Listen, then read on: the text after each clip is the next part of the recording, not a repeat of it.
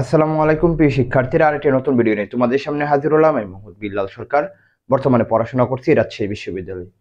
তো তোমরা অনেক জনে জানতে চাচ্ছ যে জগন্নাথ বিশ্ববিদ্যালয় যে সার্কুলার প্রকাশ করছে, আদৌ কি জগন্নাথ বিশ্ববিদ্যালয় গুচ্ছের মধ্যে থাকবে কিনা সেই বিষয়ে কথা বলতে। তো সেই বিষয়ে কথা হলো, জগন্নাথ বিশ্ববিদ্যালয়কে আদৌ কি যত সার্কুলার প্রকাশ করুক গুচ্ছের মধ্যে থাকবে, না নাটক চলতেছে, না সত্যি সত্যি বার হয়ে যাচ্ছে, সেই বিষয়ে কিন্তু কথা বলবো। তো দেখো, জগন্নাথ বিশ্ববিদ্যালয় ইতিমধ্যেই কালকে কিন্তু বলা হয়েছে যে একটা সার্কুলার মোটামুটি তারা দিয়ে দিয়েছে, সেই বিষয়ে কথা বলবো। এর আগে অবশ্যই বলবো, যারা ছোট ভাই এবং ছোট বোন রয়েছে অবশ্যই চ্যানেলটি সাবস্ক্রাইব করে পাশে থাকবা। তোমাদেরকে সাবস্ক্রাইব আমাদের আরো মোটিভেট করবে। তো এখানে যদি আমরা দেখতে পারি যে জগন্নাথ বিশ্ববিদ্যালয় প্রথম যদি কথা বলি, কালকে সার্কুলার প্রকাশ করা হয়েছে, সেখানে যদি কথা বলি গুচ্ছের মধ্যে থাকবে কিনা। যদি কথা বলি যে জগন্নাথ বিশ্ববিদ্যালয় প্রতি বছর একটা নাটক শুরু করে, এই বছরে সেম হয়েছে। কিন্তু এই বছর এবং গত বছর যদি দেখো, এর আগের বছর তারা কিন্তু একটা সার্কুলার প্রকাশ করতে চাই, কিন্তু লাস্ট পর্যন্ত ইউজিসি এবং শিক্ষামন্ত্রীর কথায় তারা থেকে গিয়েছিল। কিন্তু তারা কিন্তু ইতিমধ্যেই কালকে তাদের সার্কুলারটা প্রকাশ করে দিয়েছে, এবং কবে কোন ইউনিটের ভর্তি পরীক্ষা হবে সেই বিষয়ে কিন্তু তারা কথা বলছে, প্রশ্ন প্যাটার্ন কিরকম হবে সেই বিষয়ে কিন্তু কথা বলছে। মোটামুটি ধরে রাখতে পারো যে জগন্নাথ বিশ্ববিদ্যালয় বার হয়ে যাচ্ছে, যেহেতু সার্কুলার প্রকাশ করে দিয়েছে এবং তাদের এখন বাক স্বাধীনতা এখন আগে থেকে বেশি।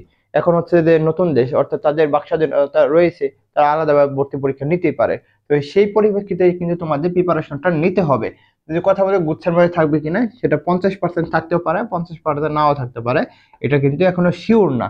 যতদিন না পর্যন্ত ইউজিসি কিছু কথা না বলছে বা গুচ্ছের কমিটি যতদিন না পর্যন্ত এই সভাটা না বসতে। আমরা জানি যে ইতিমধ্যে ডিসেম্বরে বসার কথা বলা হয়েছে। জগন্নাথ বিশ্ববিদ্যালয় ভর্তি পরীক্ষার জন্য যেটা সবচেয়ে বেশি খারাপের একটা দিক, সেটা হচ্ছে সেকেন্ড টাইম তারা নিবে না। তারা মোটামুটি বলছে যে সেকেন্ড টাইম তাদের এখানে থাকবে না। যদি গুচ্ছের মধ্যে থাকতো তাহলে কিন্তু তারা জিএসটির মধ্যে থাকলে সেকেন্ড টাইম নিয়েছিল, কিন্তু এখন নিতে চাচ্ছে না।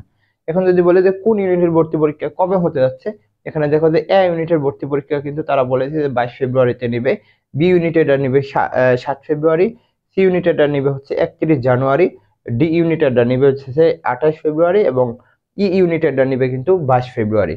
এখন যদি প্রশ্ন প্যাটার্ন কথা বলি, সেখানে ডেইলি ক্যাম্পাসে একটা কথা বলা হয়েছে, মানে গুচ্ছের আগে তাদের যেরকম প্রশ্ন প্যাটার্ন ছিল, অর্থাৎ এমসিকিউ এমসিকিউ বা সিকিউ, এমসিকিউ প্লাস সিকিউ, সেই প্রশ্ন প্যাটার্নে তারা ভর্তি পরীক্ষা নিবে। অর্থাৎ যাদের প্রস্তুতি ডিইউ এর জন্য, তারা কিন্তু জগন্নাথ বিশ্ববিদ্যালয় হিট করার একটা খুবই সম্ভাবনা রয়েছে।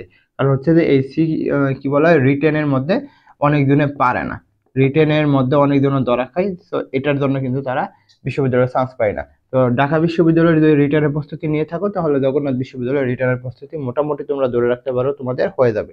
হ্যাঁ, আর তোমাদের জন্য যে ঘোষণাটা, সেটা হচ্ছে আমাদের এক্সাম বেস ইতিমধ্যে চালু হয়েছে। তোমরা ডেমো এক্সাম দিতে পারো, আমাদের সাথে যোগাযোগ করতে পারো। এবং এখানে বাংলা, ইংলিশ এবং জিকে এর উপর পরীক্ষা হবে 70টি পরীক্ষা, অর্থাৎ 60টি পরীক্ষা টপিক ভিত্তিক, প্লাস হচ্ছে আরো 10টি পরীক্ষা মডেল টেস্ট।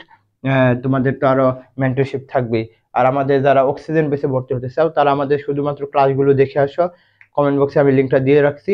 প্লাস হচ্ছে তোমরা যে আরো ক্লাস দেখতে চাও, আমাদের হোয়াটসঅ্যাপে নক করো।